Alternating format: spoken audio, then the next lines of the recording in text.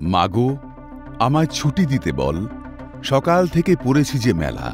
এখন আমি তোমার ঘরে বসে করব শুধু পড়া পড়া খেলা। বইয়ের পাতার কালো অক্ষরগুলো যখন মাথার মধ্যে কিলবিল করে, তখনই মন চায় দে ছুট। পড়ুয়াদের পায়ের স্পর্শে প্রাণ পায় স্কুলের খেলার মাঠ। সেই মাঠেও থাবা বসাতে চাইছে জমি হাঙররা। মাঠ বাঁচাতে একজোট হয়ে প্রতিবাদ কর্মসূচিতে অংশ নেয় স্থানীয়দের পাশাপাশি অভিভাবকরা। আন্দোলনে সামিল স্কুলের প্রাক্তনীরাও এলাকায় মিছিল করে চলে পরিক্রমা।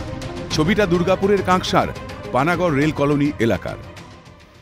এই প্রতিবাদে দালাল চক্রের বিরুদ্ধে স্কুলকে আমরা এলাকাবাসী হিসাবে স্কুলকে জায়গা আমাদের দেওয়ার জন্যে আমরা আজকে মিছিল করছি, পথসভা করছি। আমরা চাইছি স্কুলের স্বার্থে স্কুলের মাঠটা বড় হোক, বাচ্চারা খেলাধুলা করতে পারে, মালিক এসে একটু নেগোসিয়েশন করুক।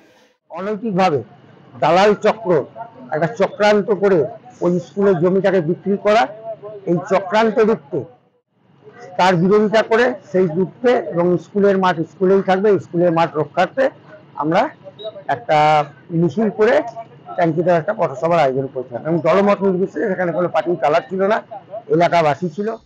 অভিযোগ, পানাগড় রেল কলোনি হাই স্কুলের খেলার মাঠ দখল করে নিচ্ছে জমি মাফিয়ারা। তবে ইতিমধ্যে বিষয়টি প্রশাসনের নজরে আনা হয়েছে বলে দাবি প্রধান শিক্ষকের।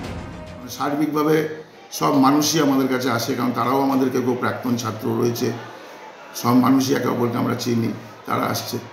এখন বিষয়টা হচ্ছে স্কুলের মধ্যে কিছু নেই, আমাদের গোটা বিষয়টা আমরা প্রশাসনকে জানি। লেখাপড়ার পাশাপাশি খেলাধুলার প্রয়োজনীয়তার কথা অস্বীকার করার নয়। শিশুদের শারীরিক ও বুদ্ধির বিকাশ ঘটাতে সাহায্য করে খেলাধুলা ও শরীরচর্চা। সেখানে খেলার মাঠও যদি দখল হয়ে যায়, তাহলে শিশুদের বুদ্ধি ও স্বাস্থ্যের বিকাশ হবে কিভাবে? পরবর্তী প্রজন্মের কথা ভাববে কারা? রাজেশ সেনগুপ্তের রিপোর্ট, ক্যালকাটা নিউজ।